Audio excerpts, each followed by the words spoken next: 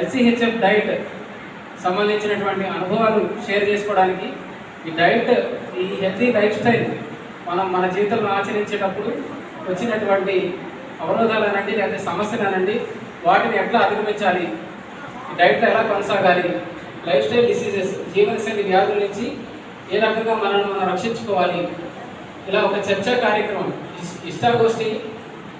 దానికంటే ముందు ఇద్దరు ముగ్గురు ఎక్స్పర్ట్స్ యొక్క టాక్స్. సో వీటన్నిటి సమాహారంగా ఈరోజు ఈ మీటింగ్ విజయవాడలో ఉన్నటువంటి మన నవోదయ స్కూల్ ఆవరణలో జరుపుకుంటున్నాం. మీ అందరికీ కూడా స్వాగతం సుస్వాగతం చెప్తున్నాం. సో ఇంకా రిజిస్ట్రేషన్ చేసుకున్న వాళ్ళు ఎవరైనా వాళ్ళ వివరాలు ఇంకా తెలియజేయాల్సి ఉంటే మన రిజిస్ట్రేషన్ చూస్తున్నటువంటి లోకేష్ గారిని సంప్రదించాలి, ఆయన కూడా ఇక్కడ ఉన్నారు. సో ఇక ఆలస్యం చేయకుండా మనం కార్యక్రమాన్ని మొదలు పెట్టుకుందాం. ఒక చిన్న ఇంట్రడక్షన్ ఏంటంటే, Indian council of medical research ICMR వాళ్ళ రీసెర్చ్లో 2 సంవత్సరాల క్రితం ఒక పేపర్ పబ్లిష్ అయింది. ల్యాన్సెట్ అనేటువంటి ఒక అంతర్జాతీయ పత్రికలో రీసెర్చ్ జర్నల్లో ఒక చాలా ప్రముఖమైనటువంటి రీసెర్చ్ పేపర్ పబ్లిష్ అయింది. మద్రాస్ డయాబెటీస్ రీసెర్చ్ ఫౌండేషన్ వాళ్ళు ఆ పేపర్ని లీడ్ ఆథర్స్ కింద పబ్లిష్ చేశారు. దాంట్లో తేలినటువంటి నిజాలు ఏంటంటే, ఈరోజు ఇండియాలో 16% మంది డయాబెటిక్ పేషెంట్స్ ఉన్నారు, షుగర్ పేషెంట్స్. అంటే 13.5 కోట్లుగా మనం చూడవచ్చు. మన 130-140 కోట్ల జనాభాలో 13.5 కోట్ల మంది షుగర్ వ్యాధితో ఇబ్బంది పడుతున్నారు. అట్లా 36% మంది హైపర్ టెన్షన్. మనందరికీ తెలిసింది 120/80 ఉంటే రెగ్యులర్ నార్మల్ బీపీ అని చెప్తాం. సో హై బీపీ ఉన్న వాళ్ళు 36%. అంటే ప్రతి 10 మందిలో ఒక 3.5-4కి హై బీపీ ఉంటున్నట్టు అనమాట. అలాగే 81% మంది డిస్లిపిడీమియా. సో డిస్లిపిడీమియా అంటే కొలెస్ట్రాల్ చాలా ఎక్కువ లెవెల్స్లో ఉండడం అనమాట. సో 81% అండి, అంటే 100లో 80 మంది అలా బాధపడుతున్నారు. 29% మంది ఒబెసిటీ, అంటే ప్రతి 10 మందిలో 3. వీళ్ళలో అబ్డామినల్ ఒబెసిటీ అంటే పొట్ట నడుము రీజన్లో ఊబకాయ ఉండడం, అబ్డామినల్ ఒబెసిటీ ఉండడం వాళ్ళు 40%. అంటే ప్రతి 10 మందిలో 4 ఇబ్బంది పడుతున్నారు. సో ప్రతి ఇంట్లో కూడా ఈరోజు ఒక 50, 55, 60 సంవత్సరాలు దాటితే షుగరో లేదో బీపీయో లేదో వీటి కాంబినేషనో థైరాయిడ్ ఏదో ఒక జీవనశైలి వ్యాధులకి వాళ్ళు ట్యాబ్లెట్స్ వేసుకోవడం, ఇంజెక్షన్స్ చేసుకోవడం, ఇన్సులిన్ ఇంజెక్షన్స్ చేసుకోవడం అనేది ప్రతి గడపకి కూడా ఒక సాధారణమైన విషయం అయిపోయింది. సో ఇటువంటి పరిణామంలో మన చుట్టూ కూడా చాలా విషతుల్యం, అంటే ఈ పదం కావాలనే వాటిలో విషతుల్యమైనటువంటి వాతావరణం ఉంది. సో మనల్ని డిస్ట్రాక్ట్ చేస్తూ ఉంటాయి. కూల్ డ్రింక్స్ అనండి, జంక్ ఫుడ్ అనండి, సో బిస్కెట్స్, కూల్ డ్రింక్, పిల్లలకైతే లేస్ అని, ఇలా రకరకాల డిస్ట్రాక్షన్స్ ఉన్నాయి. ఈ తరుణంలో మనం ఏపీ లో కార్బ్ నెట్వర్క్ తరఫున గతంలోనే కొన్ని ఇనిషియేటివ్స్ తీసుకున్నాం. ఉదాహరణకి 2-3 వర్క్షాప్స్ కండక్ట్ చేసాం. అట్లాగే లో కార్బ్ స్కూల్ అని చెప్పి మనం ఆన్లైన్ క్లాసెస్ పివి సత్యనారాయణ సార్తో రన్ చేస్తాం. ప్రతి నెల మొదటి మరియు 3వ ఆదివారం 2 క్లాసెస్ 1 గంటన్నర పాటు చాలా ఇన్డెప్త్ నాలెడ్జ్ మీకు అందజేస్తున్నాం. దాంట్లో ఎవరైనా సబ్స్క్రైబ్ చేసుకోకపోతే, వీడియోస్ చూడకపోతే మీకు చాలా విలువైనటువంటి పరిజ్ఞానాన్ని అక్కడ మీరు పొందొచ్చు. లో కార్బ్ స్కూల్లో ఆ వీడియోస్ అన్నీ కూడా చూసి సమగ్రంగా అవగాహన పెంచుకోమని రిక్వెస్ట్ చేస్తున్నాం. అట్లాగే ఎల్సీహెచ్ఎఫ్ కిచెన్ అని చెప్పి మన కొండమ్మ మేడం గారు ఇంకా కొంతమంది ఆవిడ నేతృత్వంలో, ఆవిడ నాయకత్వంలో ఎల్సీహెచ్ఎఫ్ కిచెన్ అనేటువంటి ఒక యూట్యూబ్ ఛానల్ మనం నడుపుతున్నాం. దాంట్లో 37 వీడియోస్, రకరకాల కీటో రెసిపీస్ సంబంధించినటువంటి వీడియోస్ కూడా అప్లోడ్ చేసాం. ఎలా తయారు చేసుకోవాలి ఏంటి అని అవి కూడా చూసి మీరు ఫాలో అవ్వచ్చు. ఇవే కాకుండా ఎల్సీహెచ్ఎఫ్ మరియు ఇంటర్మీడియట్ ఫాస్టింగ్ అనే పేరుతో వాట్సాప్ గ్రూప్ నడుపుతున్నాం. ఇట్లా రెగ్యులర్గా సెషన్స్ కూడా చేస్తున్నాం. సో ఇక్కడితో మన ఏపీ లో కార్బ్ నెట్వర్క్ యొక్క పరిచయాన్ని నేను పూర్తి చేస్తున్నాను. సో ఈ రోజంతా ఈ కార్యక్రమం ఎలా జరుగుతుంది, ఏం సెషన్స్ ఉంటాయి అనేది నా close friend doctor Gautam Prasad garu ఒక్క నిమిషంలో వివరిస్తారు. వెంటనే కీనోట్ స్పీకర్ ఈరోజు మొప్పూడి రవి గారి గురించి ఇంట్రడక్షన్ చెప్పి వారి టాక్లోకి వెళ్ళిపోతారు. అందరికీ నమస్కారం అండి. నా పేరు డాక్టర్ గౌతమ్ ప్రసాద్. నేను ఇక్కడ ఎన్టీఆర్ కాలేజ్ ఆఫ్ వెటర్నరీ సైన్స్లో అసిస్టెంట్ ప్రొఫెసర్గా చేస్తాను. సో ఈరోజు మనం చేసుకునే షెడ్యూల్ ఏంటంటే, ఫస్ట్ మొప్పూడి రవి సార్ది కీనోట్ స్పీకర్ కింద సార్ ఉంటుందండి ఫస్ట్ టాక్. తర్వాత ఈ ఎల్సీహెచ్లో చాలా వర్క్ చేసినటువంటి మన గంటా వెంకట్రావు సార్ది నెక్స్ట్ టాక్ ఉంటుందండి. ఈ టాక్ అంతా అయిపోయిన తర్వాత మనకి పివి సత్యనారాయణ సార్ అండి, మనకి మెయిన్ ఎవరైతే దీనికి ఆలోచన అనుకుంటున్నామో సార్ తాలూకా ఇన్వైటెడ్ కామెంట్ అనేది ఉంటుందండి. ఇది programme first Boppeti Ravi sir, next Venkatarao సార్ది, next Satyanarayana sir invited comment ఉంటుంది. ఇదంతా అయిపోయిన తర్వాత వీళ్ళు ప్రోగ్రామ్స్ అన్నీ అయిన తర్వాత మనకి మన ఎవరైతే ఇక్కడ అటెండ్ అయ్యామో వాళ్ళందరం కూడా గ్రూప్ కింద అయ్యి ఈ LCHF పాటించేటప్పుడు మనకి ఏవైతే ప్రాబ్లమ్స్ ఉన్నాయో ఆ ప్రాబ్లమ్స్ మనం అడ్రస్ చేసుకున్నామండి. మనం ఎందుకు ఫాలో అవ్వలేకపోతున్నాం, ఎఫెక్టివ్గా చేయలేకపోతే ఎందుకు చేయలేకపోతున్నాం అనేటువంటి వాటి మీద మనం ఒకసారిగా కూర్చొని, కొంతమంది ఇక్కడ చాలా సక్సెస్ఫుల్గా పాటిస్తున్నారు, కొంతమంది మధ్యలో ఉన్నారు, కొంతమంది అసలు పాటించలేకపోతున్నారు. సో వాటిని మనం కొంచెం గ్రూప్గా ఒక యాక్టివిటీలా చేసుకొని మనం ఏదైతే ప్రాబ్లమ్స్ వస్తాయో వాటి మీద మనం ఒకసారి డిస్కస్ చేసుకుంటే ఎఫెక్టివ్గా పాటించిన వాళ్ళ నుంచి మనం సలహాలు తీసుకొని ఇంకా మనం బెటర్గా ఎలా చేయగలం అనేది ఒక ప్రోగ్రామ్ కింద డిజైన్ చేసుకున్నాం. ఇదంటే ఈరోజు మనం చేసుకున్న షెడ్యూల్. సో థ్యాంక్ యూ అండి, సార్ని ఇన్వైట్ చేద్దాం. సో నా మిత్రులు చెప్పిన దానికి లాస్ట్లో క్వశ్చన్ అండ్ ఆన్సర్ సెషన్ ఉంటుందండి. సో గ్రూప్గా మనం డిస్కస్ చేసుకున్న తర్వాత ప్రతి గ్రూప్ నుంచి కూడా ఆ గ్రూప్ లీడర్ వచ్చి ఒక నిమిషం లేదా 1.5 నిమిషం పాటు ఏం ప్రాబ్లమ్స్ వస్తున్నాయి, ఏంటి, వాళ్ళ గ్రూప్ ఏం మాట్లాడుతున్నారు అనేది చెప్పిన తర్వాత ఓపెన్ హౌస్ పెడతాం, ప్యానల్ డిస్కషన్ ఉంటుంది. సో అడిగే ప్రశ్నలు మీ పర్సనల్గా, అంటే ఇప్పుడు మనం ఆన్లైన్ క్లాసెస్లో మీ పర్సనల్ క్వశ్చన్స్ అడగద్దు, సార్ని కలిసి టెస్ట్లు అవన్నీ చేయించుకుని అప్పుడే అడగండి అని చెప్తాం. ఇక్కడ మాత్రం పర్సనల్ క్వశ్చన్స్ మాత్రమే అడగండి అని చెప్తాం అన్నమాట. సో ప్రాక్టికల్ అప్లికేషన్ పర్సనల్గా మీకు ఏ ప్రాబ్లమ్స్ ఉన్నాయో అడగచ్చు. సో బొప్పూడి రవి సార్, అట్లాగే doctor Ganta Venkatarao sir, doctor PV Satyanarayana sir మనకి ఆన్లైన్లో అందుబాటులో ఉంటారు. వీళ్ళ ముగ్గురు కూడా హైబ్రిడ్ మోడల్లో ఒక సింగిల్ ప్యానల్ కింద మీ క్వశ్చన్స్కి ఆన్సర్ చేస్తారు. కావాలంటే ముగ్గురు ఆన్సర్ చేస్తారు, లేదా పలానా వాడే ఆన్సర్ చెప్పాలన్నా సరే ఆన్సర్ చేస్తారు. సో ఒక నిమిషంలో నేను బొప్పూడి రవి సార్ని ఇంట్రడ్యూస్ చేసి వారికి మైక్ హ్యాండ్ ఓవర్ చేస్తాను. సో బొప్పూడి రవి గారు విజయవాడ వాస్తవ్యులు. ఇందులో యూకేలో ఉన్నటువంటి లండన్లో ఆయన ప్రస్తుతం ఉద్యోగరీత్యా అట్లాగే అక్కడ సెటిల్ అయ్యారు. సో వారు ఆయన వ్యక్తిగత ప్రయాణాన్ని చెప్తారు. కీటో గ్రూప్స్ అని చెప్పి ఒక 2 గ్రూపులు ఆయన చాలా విజయవంతంగా నడుపుతున్నారు యూకేలో. అట్లాగే అంతర్జాతీయంగా కూడా ప్రవాసీలు చాలామంది తెలుగువారు ఆ గ్రూపుల్లో అనేక దేశాల వాళ్ళు సభ్యులుగా ఉన్నారు. 2 గ్రూపుల్లో కలిపి ఒక 700 మందిని ఆయన గైడ్ చేయడం జరుగుతుంది. 100 మందిని వ్యక్తిగతంగా కూడా ఆయన గైడ్ చేస్తున్నారు. వీకెండ్స్లో, శని ఆదివారాల్లో ఆయనకి ఖాళీ ఉన్నప్పుడు ప్రతి ఒక్కరు కూడా ఒక గంట అలా టైం స్పేర్ చేసి వాళ్ళకి వ్యక్తిగతంగా కూడా ఎంతో హెల్ప్ చేస్తున్నారు సార్. వారి నాన్నగారు నేను కలిశాను. 88 సంవత్సరాల ఆజాన్ బాబులు అనమాట. 6'1" అంతా హైట్, 6 అడుగుల బంగుళం. సో వారి నాన్నగారిని కలిసిన తర్వాత సార్ దగ్గరికి రావడం జరిగింది. వాళ్ళ నాన్నగారు 40 సంవత్సరాలుగా షుగర్ వ్యాధితో ఇబ్బంది పడుతూ ఈ LCHF లేదా కీటో డైట్లోకి వచ్చిన తర్వాత ఒక్క ట్యాబ్లెట్ కూడా వేయకుండా ఉన్నారు. దురదృష్టవశాత్తు మనకి ఆయన హైదరాబాద్లో ఉన్నాయి ఈరోజు, లేకపోతే వ్యక్తిగతంగా కూడా ఆయన ప్రసంగాన్ని మనం అందరూ కూడా వినేవాళ్ళం. మాకు ఆల్రెడీ పాత వర్క్షాప్లో అదృష్టం కలిగింది ఆయన ప్రసంగాన్ని విన్నాం. సో దీని విశిష్టత అనండి, గొప్పతనం అనండి ఏం చేశారంటే LCHF మరియు కీటో డైట్లో ఉన్నటువంటి ప్రపంచ ప్రఖ్యాతిగాంచిన ఎక్స్పర్ట్స్, డాక్టర్స్ జేసన్ పంగ్, అట్లాగే బెంజమిన్ బిగ్మన్, ఇలా ఎంతోమంది ఎక్స్పర్ట్స్ అనండి, డాక్టర్స్, సైంటిస్ట్ వాళ్ళ యొక్క రచనలు చదివారు, సాహిత్యాన్ని చదివారు. తెలుగులోకి మనకి సందర్శన్ గారు ఒక 9 టైటిల్స్తో జేసన్ పంగ్ రచన ఇతర ప్రామాణికమైన గ్రంథాన్ని తెలుగులోకి తీసుకొచ్చిన విషయం మనందరికీ తెలిసిందే. సో అట్లా వారి అథెంటిక్ సోర్సెస్ అయినటువంటి ఇంగ్లీష్ బుక్స్ అవన్నీ చదవడం కాకుండా, వాళ్ళ వీడియోస్ చూడడమే కాకుండా ప్రాక్టికల్గా తనకు తాను ఇంప్లిమెంట్ చేసుకుని ఫలితాలు సాధించి వాళ్ళ నాన్నగారు, వాళ్ళ అమ్మగారు ఎన్నో వందల స్టోరీస్ ఆయన దగ్గర ఉన్నాయి, సక్సెస్ స్టోరీస్. అవి ఆయనే చెప్తారు, ఇప్పుడు మనతో షేర్ చేసుకుంటారు. సో థియరీ ఉంది, ప్రాక్టికల్ ఉంది, అట్లాగే మనందరికీ కూడా హెల్ప్ చేయాలనేటువంటి ఒక మంచి మనసు ఉంది. సో ఇక లేట్ చేయకుండా మన సమస్యలకి ఒక సమాధానంగా ఒక 6 అడుగుల 3 అంగుళాల బుల్లెట్ వచ్చి ఆ బుల్లెట్ని ఇప్పుడు మాట్లాడవలసిందిగా రిక్వెస్ట్ చేస్తాను. Thank you.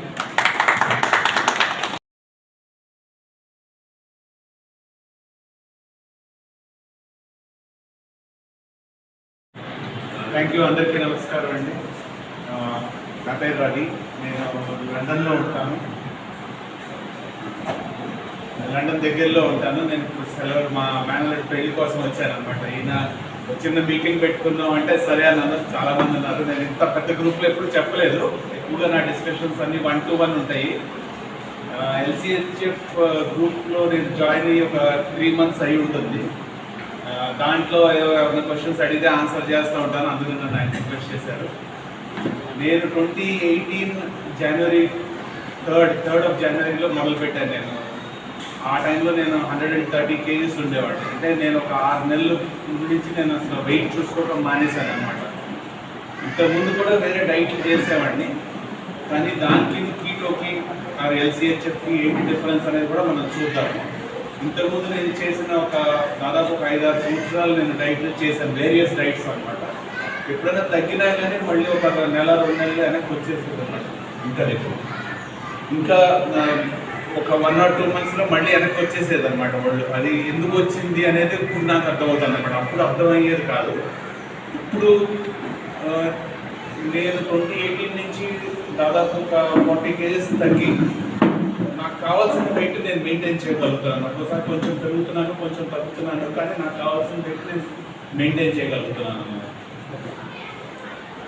నేను చెప్పే దాంట్లో చాలా వరకు ఇంగ్లీష్ వర్డ్స్ ఉంటాయి. నేను ఆంధ్రాలో చదువుకోలేదు, మధ్యలో 6th, 7th, 8th చదువుకున్నాను తప్ప నేను అంతా బయట చదువుకున్నాను, ఒరిస్సాలోనూ మద్రాసులోనూ. సో కొన్ని తెలుగు వర్డ్స్ వాడలేకపోవచ్చు. మీకు ఏమైనా అర్థం కాకపోయినా మళ్ళీ రిపీట్ చేయాలన్నా కానీ మళ్ళీ అడగండి. మధ్యలో ఆపైనా కానీ అడిగితే నేను మళ్ళీ రిపీట్ చేస్తాను. నేను ఓకే, మళ్ళీ చెప్పడానికి ట్రై చేస్తాను నేను. లేదు తర్వాత క్వశ్చన్ ఆన్సర్స్లో మీరు అడిగినా సరే, ఎలాగైనా సరే మీకు ఏది కన్వీనియంట్ అయినా కానీ. ఓకే,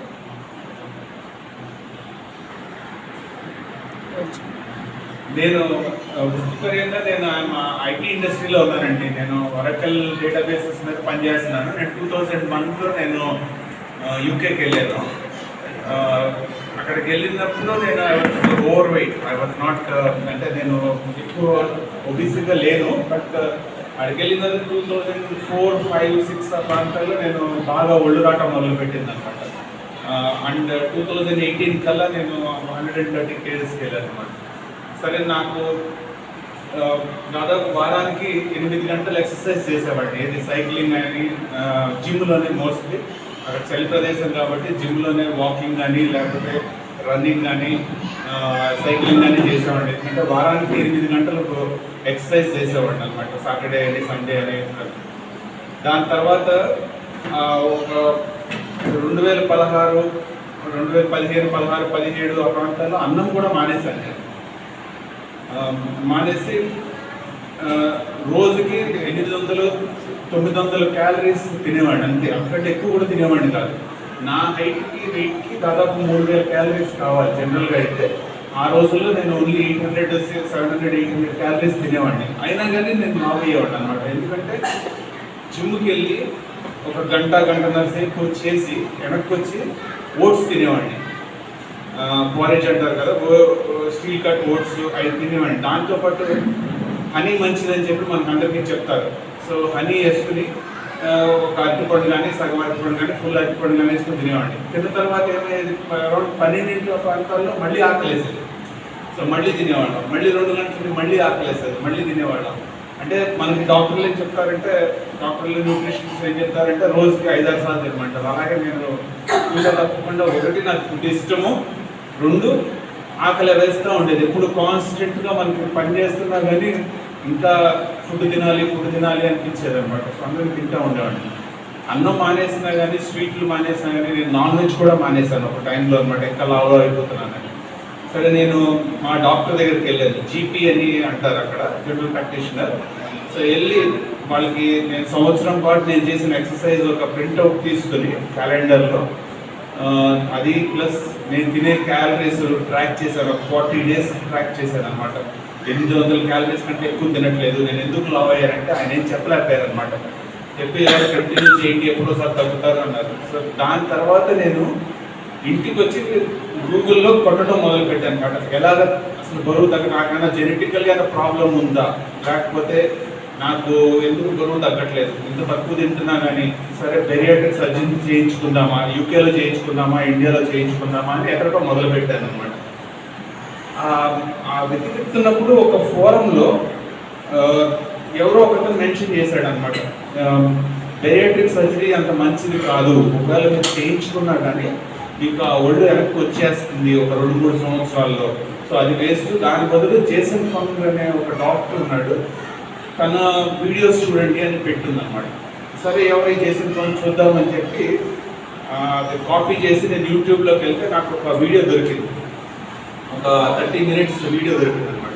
సరే అది చూసిన తర్వాత నాకు అప్పుడు కానీ నాకు కలగలేదనమాట, ఓకే మనం చేసేది దాకా చేసేది తప్పు. మనకి బాడీకి వేరియస్ ఫ్యూయల్స్ ఉంటాయి, 2 ఫ్యూయల్స్ ఉంటాయి, ఒకటి గ్లూకోజ్, ఒకటి ఫ్యాట్, బాడీ ఫ్యాట్ అనమాట. సరే ఆ వీడియో చూసినప్పుడు నాకు ఐడియా వచ్చిందనమాట, ఓకే మనం ఇలా చేస్తే బాగుంటుందని. అదే టైంలో నేను ఇది December 2017లో నేను ఆ వీడియో చూశాను అనమాట. సో ఇండియా వస్తున్నాను, 15 రోజులు ఇక్కడికి వచ్చి శుభ్రంగా నాకు కావాల్సినవన్నీ తినేసి 3rd January నేను మళ్ళీ వెనక్కి వెళ్ళాను అనమాట. 2nd January వెనక్కి వెళ్ళాను యూకేకి వెళ్ళి 3rd January నుంచి నేను మొదలు పెట్టాను అనమాట. ఆ రోజు నుంచి నో షుగర్ అనమాట. అంటే యూకేలో ఉన్నంత కాదు, ఎప్పుడన్నా విజయవాడ వస్తే తప్పదు ఇక్కడ మా చుట్టాలు అందరి ఇంటికి వెళ్తాం, నేను తినకపోతే పోజ్ కొడుతున్నాను అనుకుంటారు. సో అందుకనే నేను తినాలి తప్పదు. బట్ యూకేలో ఉన్నంత కాలం నేను ఎప్పుడు ఇంకా షుగర్స్ తిన్ననమాట. నేను ఎప్పుడన్నా పూజకి ఏదైనా వెళ్ళాను అక్కడ ఎవరైనా ఇంటికి సత్యనారాయణ వ్రతం నేను వెళ్ళినప్పుడు ఒక పూట కానీ తిన్నా కానీ మళ్ళీ very next meal, second meal will be always keto అనమాట. మళ్ళీ కీటోకి వచ్చేస్తాను అనమాట. కీటో కానీ LCHF కానీ వచ్చేస్తాను అనమాట. అలా ఫస్ట్ 6 monthsలోనే నేను దాదాపు ఒక 40 kg తగ్గాను అనమాట. తగ్గి మళ్ళీ 2023 దాకా నేను మెయింటైన్ దట్ వెయిట్, సన్నగా మెయింటైన్ చేశాను. ఇంతకుముందు ఫిజికల్ యాక్టివిటీ జిమ్లో చేసేవాడిని, కానీ ఎప్పుడు కూడా స్ట్రెంగ్త్ మైండ్ సెట్ ఉండేది కాదు. అబ్బా ఏదో చేయాల్సి వస్తుంది, కష్టపడాల్సి వస్తుంది, తప్పదు అన్నట్టు చేశాను అనమాట. ఎంజాయ్ చేసేవాడిని కాదన్నమాట. దాని తర్వాత నేను సైక్లింగ్ పెంచాను అనమాట. సైక్లింగ్ పెంచి బయట రోడ్డు మీద మాకు కొంచెం రోడ్స్ అవి బాగుంటాయి కాబట్టి బయట రోడ్డు మీద సైక్లింగ్ పెంచడం. తర్వాత నేను యూకే సౌత్ కోస్ట్ నుంచి నార్త్ కోస్ట్ దాకా 14 daysలో కవర్ చేశాను అనమాట సైక్లింగ్. అలాగే ఐర్లాండ్ సౌత్ కోస్ట్ నుంచి నార్త్ కోస్ట్ 10 daysలో కవర్ చేశాను అనమాట. ఫ్రెండ్స్తో పాటు వెళ్ళాను, బట్ స్టిల్. అలాగే లండన్ టు ప్యారిస్ సైక్లింగ్కి వెళ్ళాను. సో ఇవన్నీ ఏంటంటే మొత్తం అంతా చేసినంత LCHF అనమాట. ఏ రోజు కూడా కాప్స్ తినలేదు. జనరల్గా సైక్లింగ్ చేయాలి అంటే కాప్స్ తినాలి, అది తినాలి అంటారు. ఇట్ ఈస్ నాట్ రిక్వైర్డ్ అనమాట. మామూలుగా కాప్స్ లేకుండా కూడా చేయొచ్చు అనమాట. సో నా యాక్టివిటీ లెవెల్ పెరిగింది, ఫిజికల్ యాక్టివిటీ లెవెల్ పెరిగింది, అలాగే మైండ్ క్లారిటీ పెరిగింది. ఇంతకుముందు ఎప్పుడు కూడా కాన్ఫిడెన్స్ ఉండేది కాదు. ఎక్కడైనా ఫోటోల్లో నుంచోవాలంటే మనం లావు ఉన్నాము, నుంచోకూడదు, వెనక్కి నుంచుందాం అన్నట్టుగా ఉండేది అనమాట. కాన్ఫిడెన్స్ పబ్లిక్లో కూడా వెళ్ళి ఏమైనా చేయాలి అన్నా కూడా కాన్ఫిడెన్స్ ఉండేది కదనమాట. సో నా మైండ్ క్లారిటీ అన్నీ కూడా పెరిగింది అనమాట. సో నేను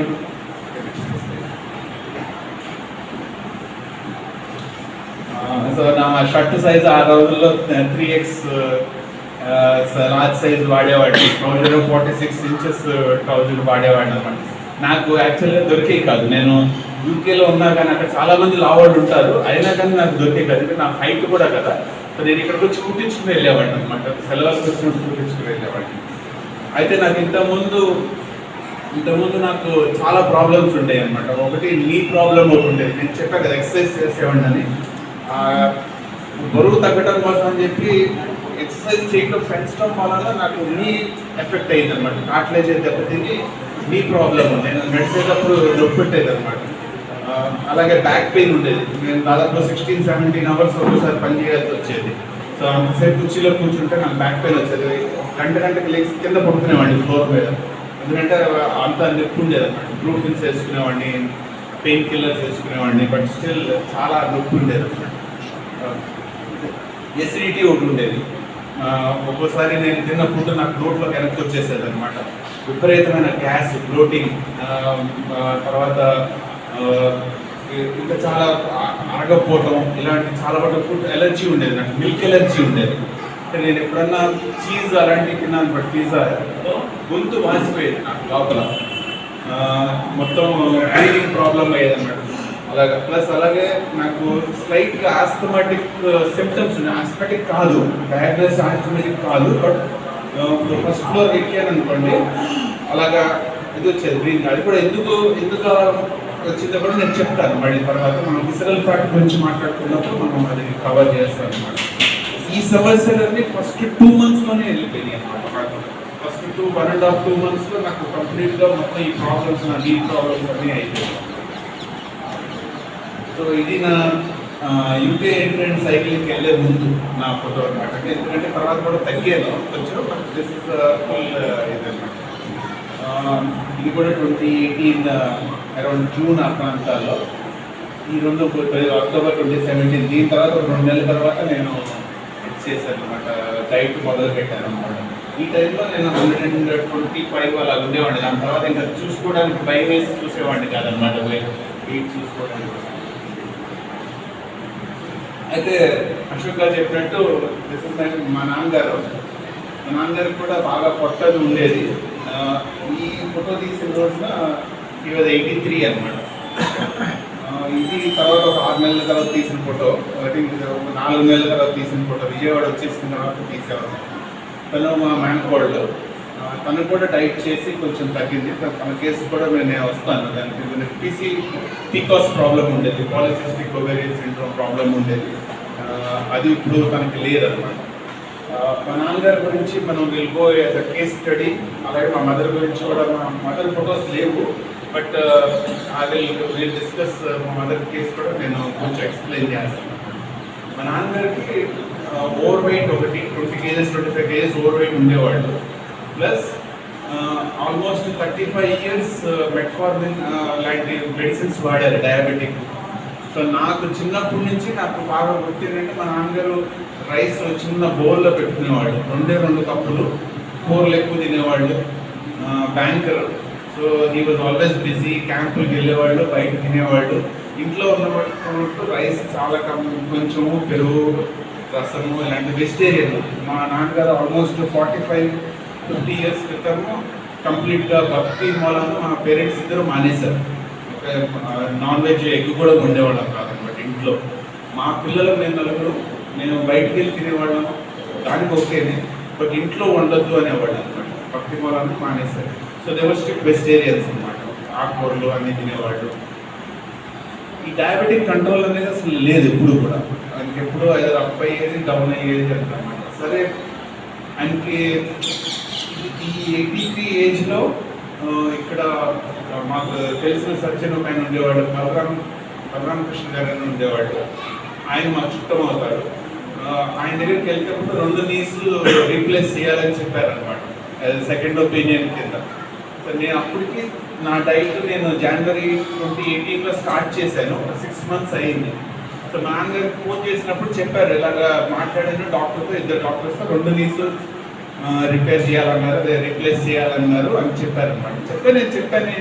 నేను ఆయన చెప్పింది ఏంటంటే, మీరు యూకే రండి, ఇండియాలో ఉంటే మీరు చేయలేరు డైట్. ఎందుకంటే ఎవరో ఒకరు పిలుస్తారు. మా నాన్నగారు కొంచెం ఆశ్రమాలు కాటికి బాగా తిరుగుతారు. మీరు అక్కడ ఉంటే చేయలేరు, ఎవరో ఒకరు పిలుస్తారు పెళ్ళికి కాటికి, మీరు కంట్రోల్గా వెళ్ళి తినకుండా ఉండలేరు. సో యూకే రండి, మీరు డైట్ చేయండి నాతో పాటు 3 months. ఒకవేళ డైట్ పని చేయలేదు, మీకు బ్రెయిన్ ప్రాబ్లం పోలేకపోతే నేను వస్తాను విజయవాడకు. మీరు ఆయన కూడా హెవీ పర్సనాలిటీ లాగా నేను పట్టుకుంటాను, నేను దగ్గర ఉండి 2 కాళ్ళు ఆపరేట్ చేస్తానని చెప్పాను. లక్కీగా ఆయనకి ఏదో మంచి మూడ్లో ఉండి మామూలుగా రారు యూకేకి, అక్కడ చలిగా ఉంటుంది, నేను రాను, ఇక్కడ యాక్టివిటీస్ అన్ని పోతాను రారు. ఒప్పుకున్న వెంటనే నేను పావుగంటలో ఆయన టికెట్ బుక్ చేసి పిలిపించాను అనమాట. పిలిపిస్తే ఫస్ట్ మాకు ఇళ్ళన్నీ ఎలాగుంటాయి అంటే, కింద గ్రౌండ్ ఫ్లోర్ ఉంటుంది, టాయిలెట్స్ అన్నీ ఉంటాయి, పైన బెడ్రూమ్స్ ఎప్పుడు కూడా ఫస్ట్ ఫ్లోర్లో ఉంటాయి అన్నమాట. అంటే 2 flights of steps ఎక్కాలి పైకి.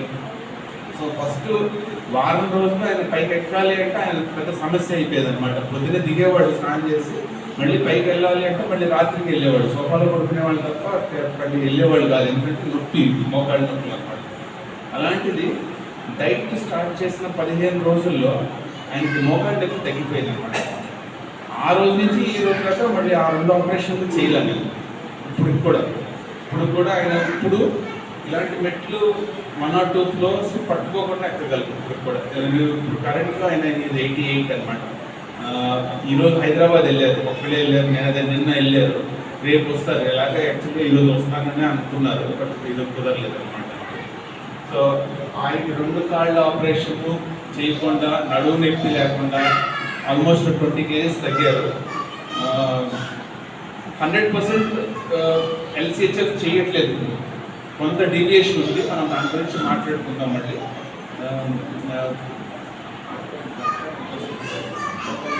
చెప్పాలా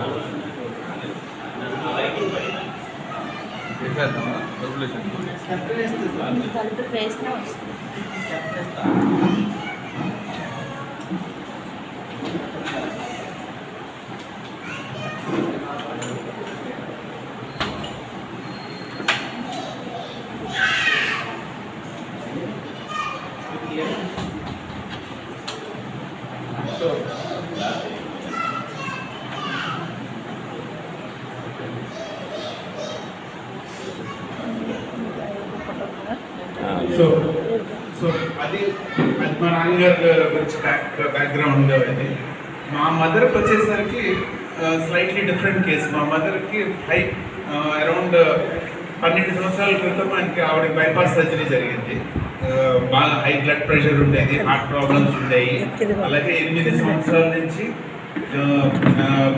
డయాబెటిక్ అన్నమాట. అంటే ఎక్కువ డయాబెటిక్ కాదు, వీళ్ళిద్దరు ఇన్సులిన్ తీసుకునే వాళ్ళు కాదు, కానీ ఇద్దరు డయాబెటిక్ అన్నమాట. సో మా మదర్ కూడా 8 ఇయర్స్ నుంచి మెట్ఫార్మిన్ తీసుకునేవాళ్ళు.